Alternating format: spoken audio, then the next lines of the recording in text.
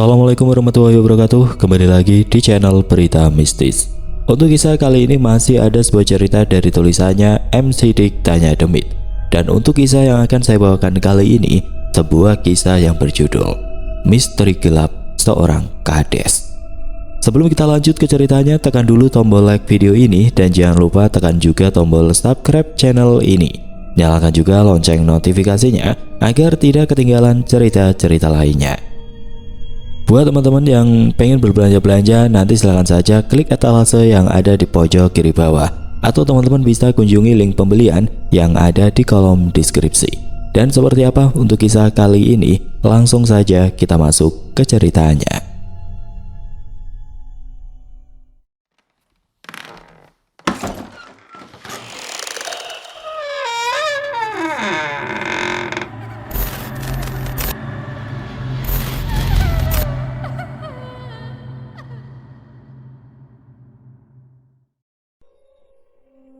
Mungkin apabila kalian tinggal di kampung itu, banyak sekali mitos dan aturan yang tidak tertulis apabila kita ingin menjadi seorang kepala desa di kampung tersebut. Ya, namanya juga kampung, apalagi kampung pelosok, sehingga hal-hal seperti itu banyak dipercaya oleh para warga. Seperti kepala desa tidak boleh lahir di luar dari kampung, atau usia mereka tidak boleh terlalu tua, atau aturan-aturan aneh yang tidak ada di tempat lain. Tapi ketika kalian bisa terpilih jadi kepala desa, bukan saja derajat yang akan naik, tapi kekayaan, juga koneksi dengan orang-orang terpandang akan membuat kalian lebih terkenal. Bahkan hingga kalian turun dari jabatan itu. Setidaknya hal itulah yang membuat seorang warga bernama Kang Jajang begitu terobsesi untuk menjadi kepala desa atau kuwu di kampung tersebut. Kang Jajang itu orang biasa, dia baik, ramah, bahkan sering bantu orang, sehingga banyak orang yang menginginkannya untuk menjadi pemimpin di kampung tersebut. Tapi dia bukan dari keluarga terpandang di kampung. Dia juga bukan orang kaya. Kang Jajang hanya warga biasa yang kebetulan mempunyai mimpi yang besar seperti itu. Kang Jajang hidup dengan keluarga kecilnya, bahkan mungkin termasuk keluarga idaman di kampung, karena Teh Nani yang merupakan istrinya adalah sosok yang ramah. Belum lagi anaknya Citra, dia adalah anak yang cantik dan pintar di sekolah. Sewaktu Pilkades mau digelar, Kang Jajang akhirnya memberanikan diri untuk daftar meskipun semua orang tahu bahwa Kang Jajang akan kalah. Tapi dia tetap nekat untuk mendaftarkan diri sebagai calon kepala desa. Kang Jajang harus bersaing dengan seorang juragan sawah dari keluarga Somat, sebuah keluarga yang sudah menjadi kepala desa secara turun-temurun dari seluruh keluarganya. Sebagai seorang juragan, dia punya segalanya, uang, jabatan, bahkan koneksi kepada ketua kampung. Dia mempunyai semua hal itu sehingga rasanya mustahil Kang Jajang bisa memenangkannya. Kang Jajang tahu bahwa dia lawan yang berat. Dan dia juga tahu bahwa dia harus memutar otak bagaimana caranya untuk bisa meraih suara dan melebihi suara yang didapatkan oleh juragan Somat. Setelah pendaftaran itu, Kang Jajang terlihat duduk sendirian di warung kopi BAC. Mukanya nampak lesu, kusut, karena uang yang dia pakai untuk membeli alat kampanye dirinya sudah habis. Dan dia tidak mempunyai dana lagi untuk persaingan kepala desa ini sekarang. Dia hanya termenung memikirkan beberapa obrolan yang dia dengar dari para warga yang terdengar ketika dia melintas di depan mereka. Si Jajang mah mual mungkin menang. Lihat lawannya juragan Somat, gak akan kuat dia mah. Kata-kata itu masih terngiang-ngiang di kepalanya. Dan dia sadar bahwa nekat daftar menjadi calon kepala desa adalah sebuah kesalahan. Tapi karena ambisinya yang menggebu-gebu itu belum padam, maka dia harus melanjutkan pertarungan ini bagaimanapun caranya. Di saat itulah tiba-tiba ada Pak Ule yang datang dari warung BAC. Pak Ule adalah paman dari istrinya dan salah satu tim suksesnya yang paling dia hormati. Dia duduk di samping Kang Jajang. Dia mengeluh bahwa poster dirinya kini ditutup oleh poster juragan Somat. Bahkan hampir semua rumah di kampung ini ditempeli poster dan stiker dari juragan Somat. Hal itu tentu saja membuat hati Kang Jajang semakin terpuruk. Dia semakin yakin bahwa dia tidak akan menang melawan juragan Somat. Namun Pak Ule yang mengetahui hal itu tiba-tiba mendapatkan ide yang entah dari mana. Dia membisikkan sesuatu kepada Kang Jajang. Awalnya Kang Jajang menggelengkan kepala. Dia merasa tidak mau melakukan hal itu. Bahkan dia sedikit menentang apa yang dikatakan oleh Pak Ule pada saat itu. Tapi Pak Ule meyakinkan lagi Kang Jajang pada saat itu. Bukannya kamu ingin menjadi kepala desa, Jang? Kang Jajang hanya mengangguk pelan. Dia sadar dari segala aspek dirinya kalah dari Juragan Somad. Dan mungkin saja itu bisa menjadi jalan keluar dari masalah yang sedang dia hadapi sekarang. Kang Jajang hanya menatap Pak Ule yang kini menyalakan rokoknya di depannya. Dan tidak lama kemudian Pak Ule kembali berkata, lawan kamu itu Juragan Somad yang kini sudah mau 2 kali menjabat jadi kepala desa. Gak bisa kamu memakai cara normal untuk melawan dirinya, katanya sambil menghembuskan asap rokok yang dia hisap. Jadi kalau kamu ingin menang, kamu harus ikut aku ke Curug Jurik di belakang desa. Karena mungkin di sana ada cara untuk bisa memenangkan pertarungan ini.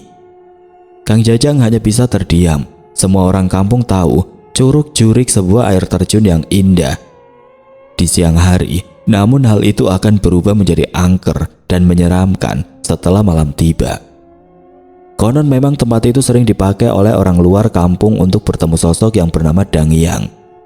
Dan biasanya mereka meminta sesuatu kepadanya agar dimudahkan segala urusan yang sedang mereka hadapi di dalam hidupnya.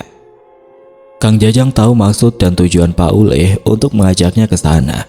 Dia pasti akan melakukan sesuatu agar Kang Jajang bisa melakukan perjanjian dengan Dangyang yang ada di Curug Jurik itu. Kang Jajang hanya berkata bahwa dia akan memikirkan hal tersebut. Dan dia tidak akan langsung memutuskan untuk mengikuti caranya atau tidak. Setelah percakapan itu Kang Jajang hanya bisa termenung lama di dalam rumahnya. Dia terus berpikir tentang ajakan Pak Ule. Apalagi Pak Ule berkata bahwa sekeras apapun dia berusaha, dia tidak akan bisa mendapatkan jabatan kepala desa kalau lawannya itu Juragan Somad. Di tengah-tengah perasaan yang berkecamuk itu, dia melihat bahwa Juragan Somad semakin gencar melakukan kampanye di kampung. Semua kekayaan yang dia punya dibagi-bagikan kepada para warga agar bisa memilihnya. Dan hal itu semakin membuat dia berpikir kembali atas ajakan Pak Ule agar bisa memenangkan persaingan itu, meskipun dia harus melakukan hal yang di luar nalar di Curug Jurik itu. Singkat cerita, akhirnya Kang Jajang mengiyakan ajakan Pak Ule. Sebelum dia berangkat menuju tempat yang dikatakan Pak Ule, Kang Jajang sudah mewanti-wanti bahwa apa yang dia lakukan tidak akan menyebabkan hal buruk kepada istri dan anaknya. Dan Pak Ule menyanggupinya, karena mau bagaimanapun istri dan anaknya itu masih satu ikatan saudara dengannya. Kang Jajang akhirnya berangkat dengan Pak Ule di malam hari. Hal itu dia lakukan agar tidak dicurigai oleh para warga kampung apabila mereka berdua berangkat ke Curug Jurik. Jarak antara kampung itu dan Curug Jurik memang sedikit agak jauh. Mereka harus menempuh perjalanan melewati beberapa kampung lain hingga akhirnya sampai kebun teh yang ada di ujung kampung. Setelah itu mereka harus berjalan lagi melewati kebun teh yang gelap pada malam itu. Dan bukan hanya itu saja, mereka harus lanjut melewati jalanan setapak dan menembus hutan dengan melewati beberapa aliran sungai yang berada di bawahnya. Butuh waktu selama berjam-jam hingga akhirnya dia sampai di sebuah curug kecil di tengah hutan. Sebuah tempat yang diyakini sebagai rumah bagi salah satu sosok yang dihormati di sana bernama Dangyang. Ternyata selain ada Pak Ule dan Kang Jajang, ada manusia lain yang sudah menunggu di sana. Dia duduk dan bertapa sambil menatap curug itu di dalam kegelapan. Dia tampaknya tahu bahwa Kang Jajang dan Pak Ule sudah sampai di sana, sehingga dia hanya melirik sebentar dan kemudian bangkit dari duduknya sambil berkata, "Aku sudah menunggu lama di tempat ini. Kirain ritualnya tidak jadi, tapi ternyata kamu cukup bernyali untuk datang ke tempat ini." Sosok itu rupanya Mbak Asep, seorang kakek tua yang agak sedikit tidak waras. Dia sering berbicara sendiri di kampung, berkeliling-keliling tidak jelas sambil berkata dengan perkataan yang ngawur. Katanya dia ditinggalkan oleh istri dan anaknya, padahal dulu dia adalah pengusaha sayuran yang sukses hingga mempunyai beberapa rumah di kampung ini. Namun entah mengapa, entah karena istrinya kepincut oleh pria lain atau ada masalah di dalam keluarganya, sehingga dia seperti tidak waras setelah ditinggalkan oleh keluarganya. dan semua warga kampung tahu akan itu semua. Tapi dibalik semua rumor yang beredar itu, Mbak Asep yang mereka lihat kini sungguh berbeda. Mbak Asep tersebut berdiri dan menatap mereka berdua dengan tatapan yang tajam. Sorot matanya terlihat serius dan perkataannya terlihat sangat berat pada saat itu. Kang Jajang tidak menyangka bahwa dia akan bertemu Mbak Asep di tempat yang seperti ini. Dan sepertinya Pak Ule yang sudah mengetahui bahwa Mbak Asep ini adalah orang yang bisa memandu Kang Jajang untuk melakukan ritual, sehingga dia mengajaknya dan menunggu mereka berdua di tempat ini. "Jadi ini orang yang akan melawan Juragan Somad," katanya sambil tersenyum pelan. Harus aku akui, kau punya keberanian dan kamu juga pasti akan mengalahkan dia apabila kamu sudah bertemu dengan Dangiang." Mang Jajang kembali memperingatkan Pak Ule bahwa dia setuju dengan hal ini apabila tidak menyeret istri dan anaknya, sehingga mereka berdua menjadi korban, dan Pak Ule memastikan bahwa hal itu tidak akan terjadi. Begitu juga dengan Mbak Asep, dia juga mengatakan bahwa ini bukan untuk meminta nyawa sebagai gantinya, tapi Mang Jajang hanya disuruh menemani Dangiang yang mewujudkan dirinya seperti perempuan. "Jadi aku hanya harus menikahinya secara gaib dan menyiapkan satu kamar khusus untuk kami berhubungan badan. Hanya itu saja?" tanya Kang Jajang yang merasa tidak percaya akan syarat yang diberikan oleh Mbak Asep. Mbak Asep hanya mengangguk. Tidak ada syarat lain lagi selain menemaninya di waktu yang sudah ditentukan, dan maharnya hanya satu, yaitu kesetiaan hingga meninggal. Dan ketika Kang Jajang meninggal, perjanjian itu putus dengan sendirinya, dan anak serta istrinya tidak perlu menanggung hal ini lagi. Kang Jajang pun mengangguk. Dia merasa bahwa ini adalah syarat yang mudah, hanya menemaninya layaknya suami istri seumur hidupnya, dan dia tidak perlu menyediakan apapun lagi. "Baiklah," kata Kang Jajang. "Kalau begitu aku setuju. Jadi kapan kita akan mulai ritualnya?" Mbak Asep tersenyum pelan. Dia seperti senang bahwa Kang Jajang akan melakukan ritual itu pada malam ini. Mbak Asep langsung mendekati Pak Ule. Dia menyuruhnya untuk mengambil beberapa kresek besar yang sudah dia persiapkan. Pak Ule memang sudah mempercayakan hal itu kepada Mbak Asep, sehingga dia tidak perlu membeli apapun pada malam itu. Setelah mengambil beberapa kresek itu dan membukanya, Kang Jajang melihat bahwa itu adalah sesajen lengkap yang disajikan di bawah curug itu. Kembang 7 rupa, kopi pahit, kemenyan, dan aneka buah-buahan disusun sedemikian rupa oleh Mbak Asep. Selain itu ada hal lain, yaitu celana dalam Kang Jajang yang harus dia lepaskan sebagai penanda bahwa kini dia telah sah menjadi suaminya ketika ritual ini selesai. Mbak Asep akhirnya menyuruh Kang Jajang untuk mandi di bawah pancuran kecil di dekat curug. Airnya yang sedingin es membuat tubuhnya bergetar dengan hebat. Setelah itu Mbak Asep kembali menyuruhnya untuk duduk bersila di atas batu besar yang berada tepat di dekat curug itu. Mbak Asep mulai membakar kemenyan sambil merapalkan beberapa mantra jangjawokan dalam bahasa Sunda kuno dengan nada yang serius. Wangi kemenyan itu langsung tercium dengan samar, dan semakin lama wanginya semakin pekat dan berkumpul di tempat itu. Entah mengapa secara perlahan wangi kemenyan itu berganti dengan wangi melati, juga wangi bunga-bunga yang lain yang diiringi oleh suara gemuruh air terjun yang semakin besar. Mbak Asep semakin serius ketika dia merasa bahwa penguasa curug jurik itu sudah datang. Dan dia seketika mendekat kepada Kang Jajang. Dia langsung menyuruhnya untuk memperkenalkan diri ke arah curug yang ada di depannya. Kang Jajang yang duduk di sana akhirnya mengikuti apa yang dikatakan oleh Mbak Asep.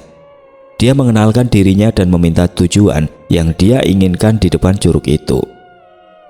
Lalu entah mengapa tiba-tiba ada sebuah tangan dingin yang menyentuh wajahnya. Tangan itu adalah tangan yang kurus seperti tangan perempuan. Lalu tidak lama kemudian tampak sesosok wanita yang melayang di depan Kang Jajang. Wujudnya terlihat sangat cantik, berambut panjang, memakai kebaya berwarna biru tua. Namun anehnya setengah dari tubuhnya itu bersisik, dan hanya Kang Jajang yang bisa melihatnya dengan jelas pada saat itu. Kang Jajang juga sedikit terpesona ketika melihat kecantikannya. Namun ketika melihat tangannya yang bersisik ular, dia seperti bergidik ketakutan. Mbak Asep berkata bahwa kemunculan sosok Dangiang di depan dirinya itu adalah sebagai pertanda bahwa dia sudah menerima perjanjian tersebut dan apa yang Kang Jajang mau pasti akan dikabulkan olehnya. Kang Jajang hanya mengangguk pelan. Meskipun tidak ada perubahan di dalam dirinya pada saat ini, namun dia hanya berharap bahwa ritual itu benar-benar berhasil dan dia bisa menyingkirkan Juragan Somad dalam pemilihan kepala desa yang diadakan beberapa ke depan. Setelah ritual itu, kehidupan Kang Jajang rupanya tidak jauh berubah. Dia adalah Kang Jajang yang para warga kampung kenal sebagai seseorang yang biasa. Pak Ule yang tahu bahwa perjanjian itu mengharuskan dia untuk memuaskan nafsu Dangiang di waktu-waktu tertentu, sehingga Pak Ule membantunya dengan mengontrak kontrakan kosong yang ada di ujung kampung. Dia tahu bahwa berhubungan dengan hal-hal seperti itu akan mengakibatkan penghuni rumah merasa terganggu, sehingga dia langsung mengantisipasi dengan melakukan hal tersebut. Hal itu juga diketahui oleh Kang Jajang. Dia berterima kasih karena Pak Ule membantunya hingga seperti ini, sehingga istri dan anaknya tidak curiga bahwa dia sudah melakukan perjanjian dengan Dangiang untuk memenangkan pemilihan kepala desa. Kang Jajang hanya izin untuk menghilang di malam-malam tertentu untuk pergi ke kontrakan kosong itu. Hal itu dia lakukan untuk memenuhi kewajibannya atas perjanjian yang sudah dia buat.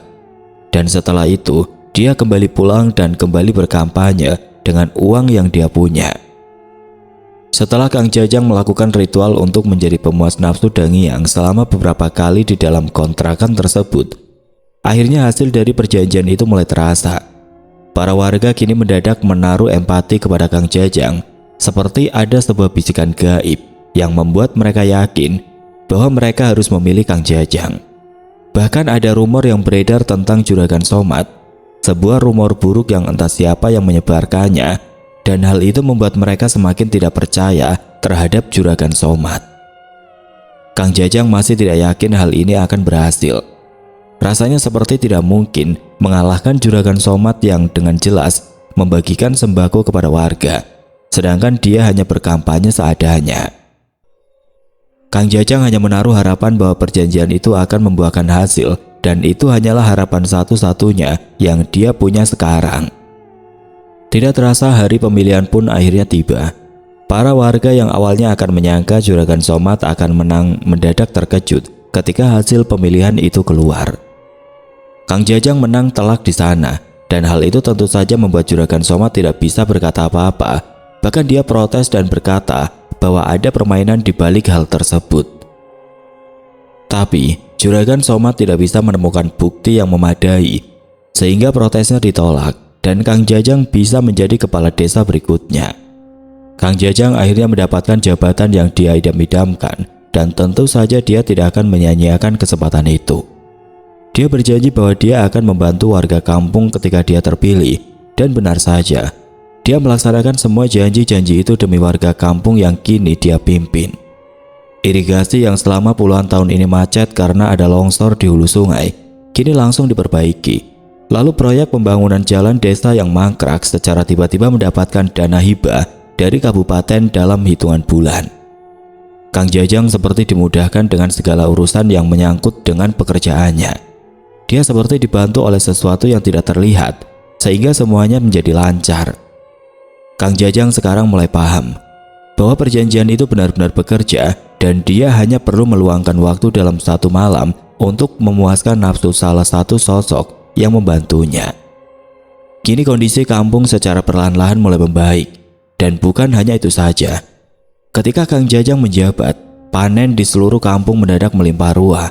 Hama yang seringkali mengganggu tanaman seperti hilang dan takut masuk ke kampung tersebut, sehingga para warga semakin sejahtera ketika dipimpin olehnya.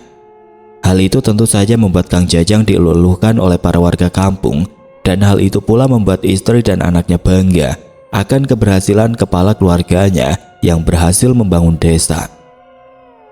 Hal itu sejalan pula dengan kekayaannya. Dia kini bisa membangun rumahnya menjadi lebih besar, bahkan lebih besar dari kepunyaan Juragan Somad. Tapi di tengah-tengah kesuksesan itu, seperti ada yang aneh dari sosok Kang Jajang. Entah dia kini terlalu sibuk, atau memang sifatnya memang berubah. Kang Jajang kini lebih pendiam, sorot matanya terlihat sering kosong, dan yang paling terlihat jelas adalah dia seperti jauh dari keluarganya sendiri. Kang Jajang lebih sering tinggal di kontrakan kosong itu sekarang, menyendiri di sana semalaman dan jarang sekali pulang ke rumah. Dia juga lebih sering bertemu dengan Pak Ule dan mengeluh tentang sesuatu yang tidak dia mengerti. Namun Pak Ule berkata bahwa dia hanya perlu fokus dengan perjanjian yang sudah dia buat dan tidak perlu memikirkan hal lain lagi. Semakin lama dia memimpin, sosoknya semakin berubah. Kang Jajang yang biasanya dekat dengan keluarga kini mendadak menjauh.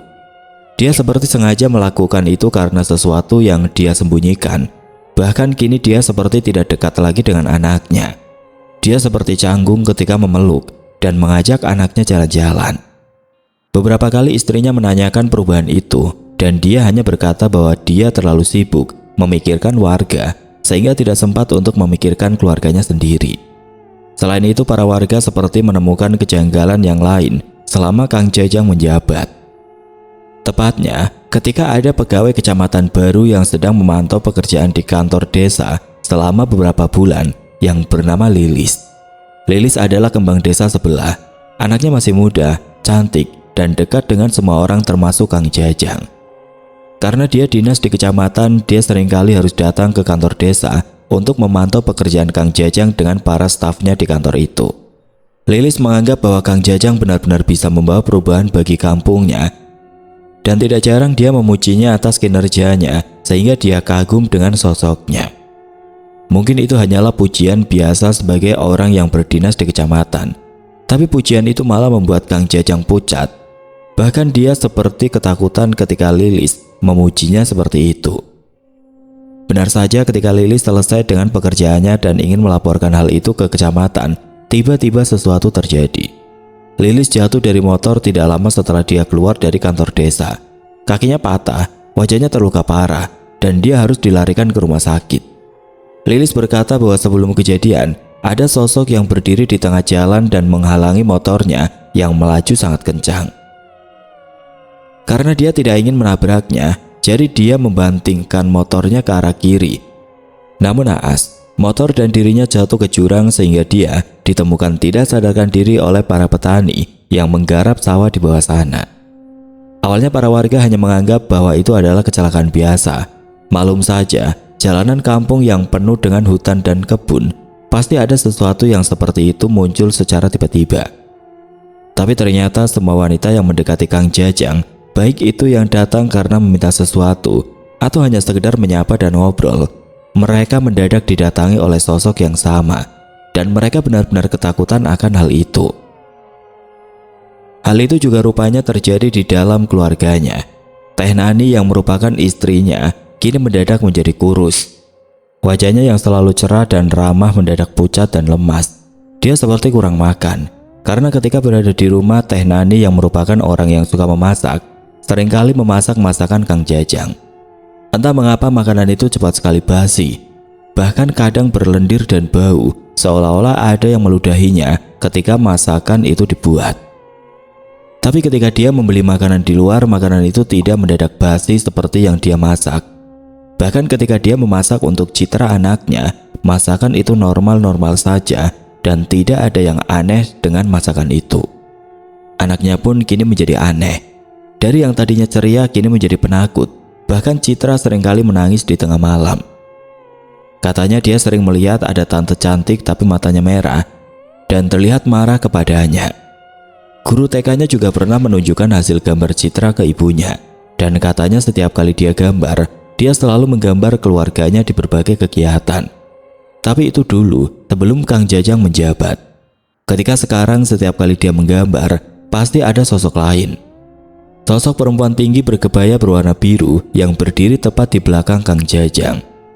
Sosoknya tidak jelas, wajahnya hanya dicoret-coret hitam dengan krayon, seakan-akan bahwa sosok itu muncul sendiri di sana, dan Citra sama sekali tidak menggambarnya, sehingga dia mencoretkan krayon hitam ke arah wajahnya. Ketika Teh Nani berkata sebenarnya apa yang terjadi dengan semua ini kepada suaminya, Kang Jajang hanya menjawab, mungkin ada orang-orang yang tidak suka dengannya ketika menjadi kepala desa, dan dia hanya meminta istrinya untuk bersabar, karena mau bagaimanapun ini adalah cobaan untuk menjadi pemimpin kampung. Teh Nani hanya bisa mengangguk pelan. Dia tidak bisa menyangka bahwa ujian menjadi kepala desa begitu berat, sehingga ada orang yang berbuat seperti ini kepada keluarganya. Padahal itu hanyalah akal-akalan Kang Jajang agar keluarganya tidak mengetahui kebenarannya. Setelah hampir 6 bulan Kang Jajang menjabat, dia kini menjadi sering datang ke kontrakan kosong itu untuk memuaskan nafsu Dang Yang. Entah mengapa kini dia selalu meminta lebih dari waktu yang sudah disepakati. Dari yang awalnya 2 bulan sekali, kini menjadi sebulan sekali, dan sekarang 2 minggu sekali. Hal itu tentu saja menjadi gosip yang beredar di para ibu-ibu kampung.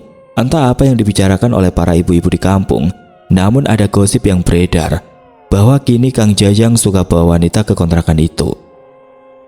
Beberapa kali para warga melihat ada bayangan wanita di sana, dan itu bukan seperti bayangan dari Teh Nani yang merupakan istrinya. Bukan hanya itu saja, terkadang mereka melihat sesosok wanita berkebaya biru sedang berdiri di dekat pintu kontrakan, dan dia akan menghilang ketika ada seseorang yang melihatnya pada saat itu. Gosip-gosip itu pun mulai beredar, dan hal itu akhirnya didengar oleh Teh Nani. Dia seperti tidak percaya karena mau bagaimanapun, Kang Jajang adalah sosok yang baik baginya. Namun anggapan itu malah membuatnya menderita. Tubuhnya mendadak sakit, seperti ada seseorang yang membuatnya seperti ini. Dan bukan hanya itu saja, gangguan demi gangguan di rumahnya malah semakin banyak, dan ketika dia melaporkannya ke Kang Jajang, jawaban Kang Jajang pasti sama, bahwa itu adalah perbuatan orang yang tidak senang kepadanya, sehingga membuat rumor seperti itu yang membuat Teh Nani sakit karena memikirkannya. Tapi di satu sisi Kang Jajang tiba-tiba mendatangi Pak Ule. Dia membicarakan tentang kondisi istrinya serta gangguan-gangguan yang dialami oleh mereka. Dia tidak menyangka bahwa Dang Yang itu terus mengganggu mereka, padahal dia sudah melakukan apa yang dia minta. Pak Ule yang merupakan saudara dari mereka berdua juga terkejut akan hal itu, karena Pak Ule tidak menyangka bahwa akan seperti ini. Pak Ule sudah menyiapkan hal itu sedetail mungkin agar Teh Nani dan Citra tidak menunggu. Namun ternyata hal itu di luar perkiraannya. Karena ternyata Dang Yang itu sangat pencemburu dan itu tidak pernah terpikirkan olehnya. Kang Jajang meminta solusi kepada Pak Ule, dan Pak Ule berkata bahwa dia akan membujuknya untuk menjauh dari rumah itu dan tinggal di rumahnya. Kalau perlu dia meminta Kang Jajang untuk membangun rumah bagi mereka berdua di luar kampung agar terhindar dari gangguan Dang Yang. Kang Jajang bisa menyanggupi apa yang Pak Ule minta, namun dia meminta Pak Ule untuk membujuk istri dan anaknya agar bisa pergi dari rumah. Akhirnya Pak Ule pun datang, dan ternyata dia melihat Teh Nani sedang sakit parah di dalam sana. Pak Ule berkata bahwa dia akan membawa Teh Nani dan Citra ke rumahnya atas permintaan Kang Jajang. Dirinya yang sibuk mengurus warga seperti tidak punya waktu untuk mereka berdua, sehingga Pak Ule yang kini bertanggung jawab atas kesehatannya. Tapi mereka berdua seperti tidak mau pindah. Mereka mau bagaimanapun itu adalah rumah mereka, dan mereka tidak mau pindah dengan alasan apapun. Pak Ule tidak mungkin membicarakan semuanya kepada mereka, karena itu akan berdampak kepada keretakan keluarganya apabila mereka berdua mengetahui bahwa Kang Jajang mempunyai hubungan yang lain selama dia menjadi kepala desa di kampung itu. Karena kondisi Teh Nani semakin lemas dan Kang Jajang semakin sibuk untuk mengurus warga kampung, serta ajakan dari Pak Ule tidak berhasil untuk pergi dari rumah, akhirnya Kang Jajang berinisiatif untuk mencari pembantu agar bisa mengurus mereka berdua. Kang Jajang kembali berdiskusi dengan Pak Ule.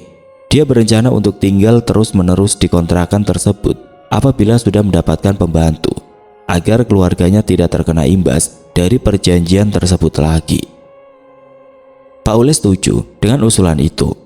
Lebih baik Kang Jajang menjauh daripada istri dan anaknya terkena imbas dari perjanjian tersebut. Pak Ule juga menyarankan diri untuk mencari pembantu yang bisa segera bekerja sehingga Kang Jajang bisa pindah dengan cepat. Setelah mencari kesana kemari, akhirnya ada seseorang yang mau bekerja dengannya. Namanya adalah Ina, seorang anak yang baru saja lulus SMA dan ingin segera bekerja karena ingin membantu ibunya yang menjadi buruh tani di kampung itu. Ina adalah orang yang rajin, dan Kang Jajang mengetahui itu, sehingga Kang Jajang langsung menerimanya dan mulai bekerja di rumahnya. Tapi Ina rupanya hanya bisa bertahan 3 hari di dalam rumah itu karena dia tiba-tiba berhenti kerja dan berlari ke rumahnya sambil berkata bahwa dia tidak kuat lagi bekerja di sana.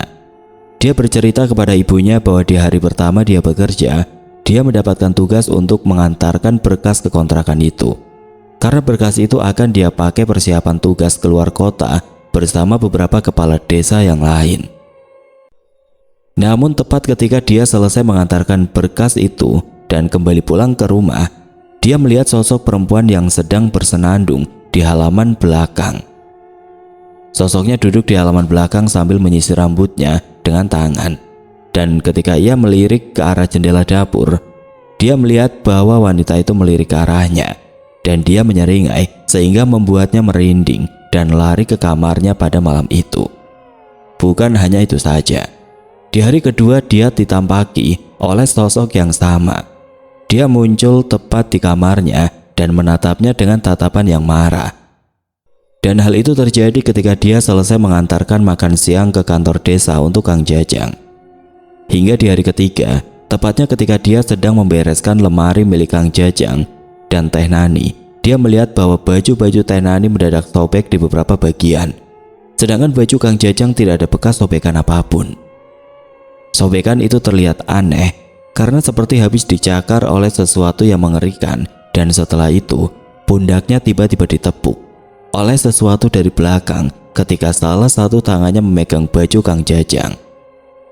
Ina sontak berbalik dan di sana dia melihat bahwa ada sosok yang pernah dia temui, sosok berkebaya biru yang marah karena dia memegang baju Kang Jajang. Hal itu sontak membuat Ina ketakutan kembali, apalagi ketika dia melihat sosoknya, baju-baju di dalam lemari itu terbang dan berhamburan, sehingga dia langsung meninggalkan rumah itu dalam keadaan menangis. Rentetan kejadian ini akhirnya menyebar.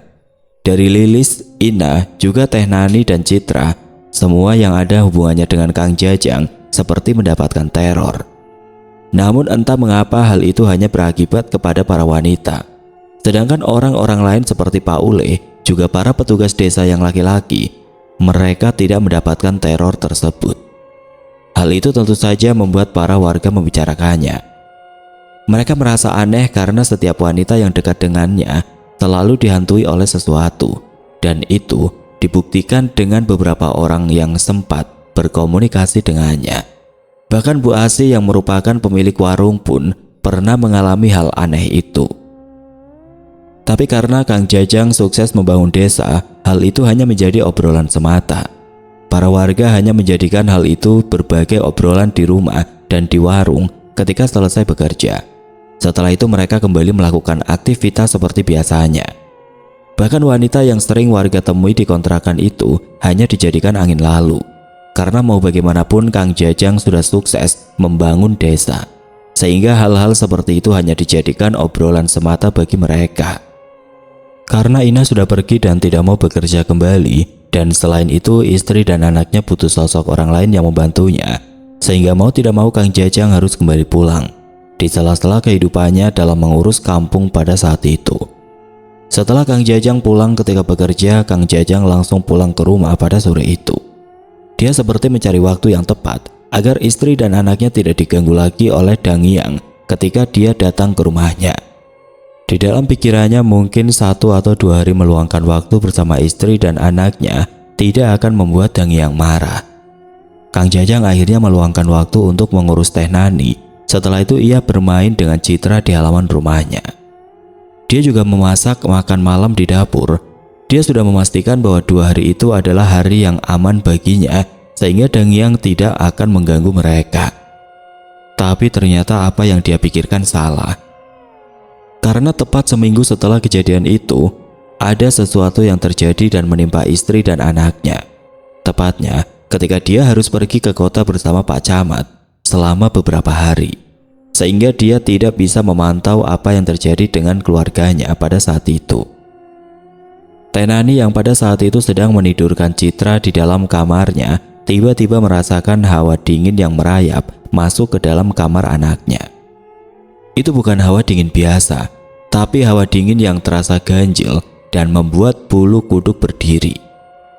Citra yang biasanya langsung terlelap pun mendadak gelisah pada waktu itu.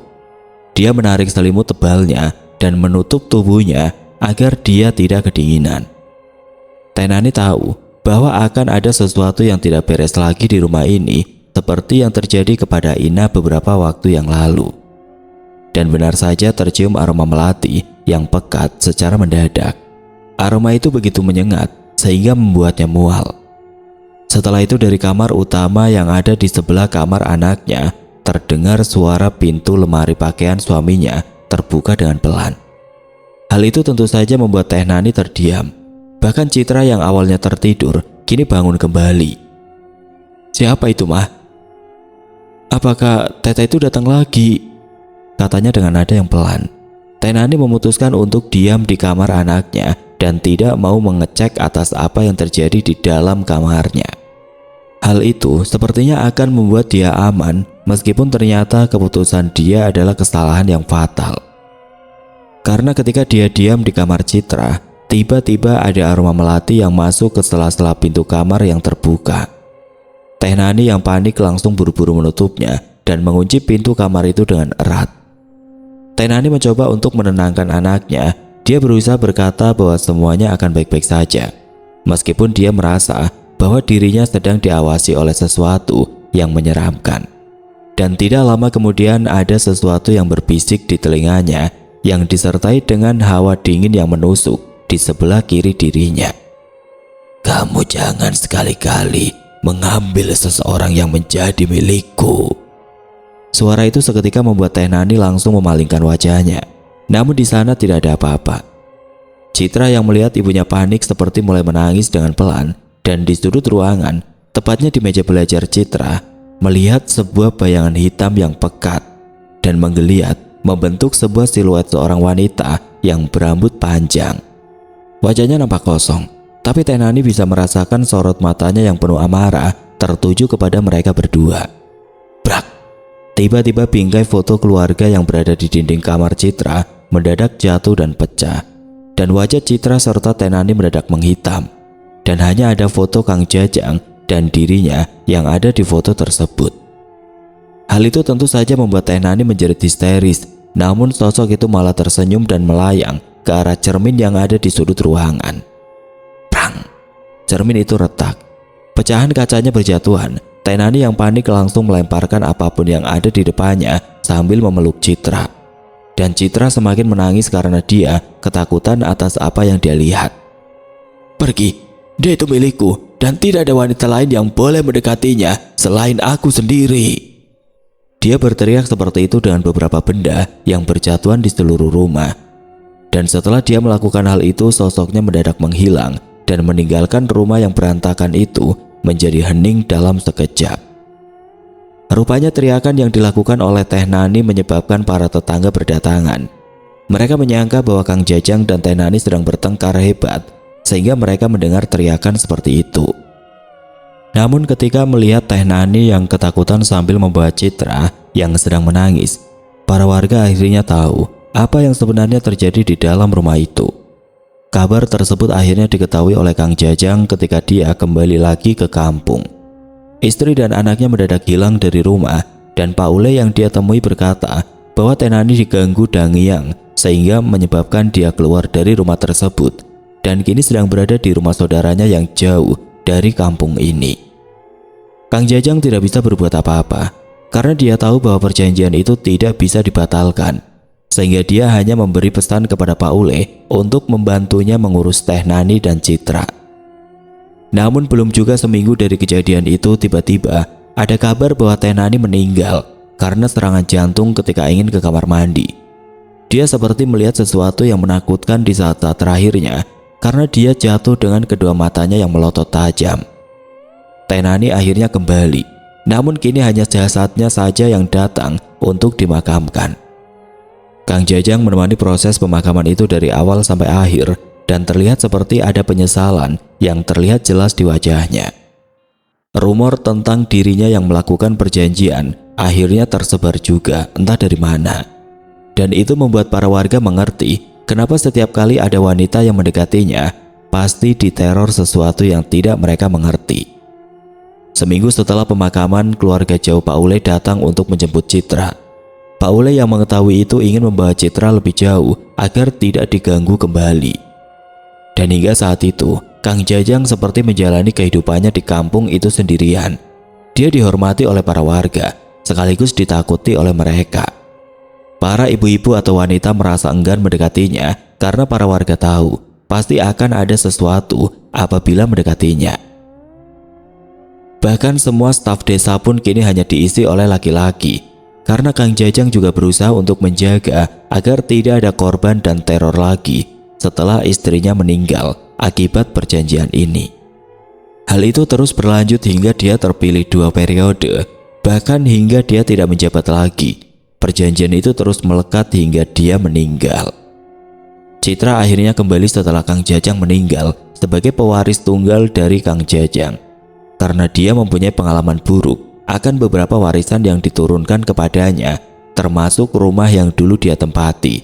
Maka dia menjualnya, dan setelah itu dia tidak pernah kembali lagi ke kampung itu hingga hari ini.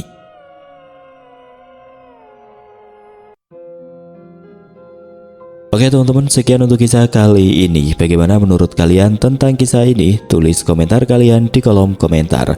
Dan buat teman-teman yang baru bergabung, jangan lupa untuk like, komen, share, serta subscribe channel ini.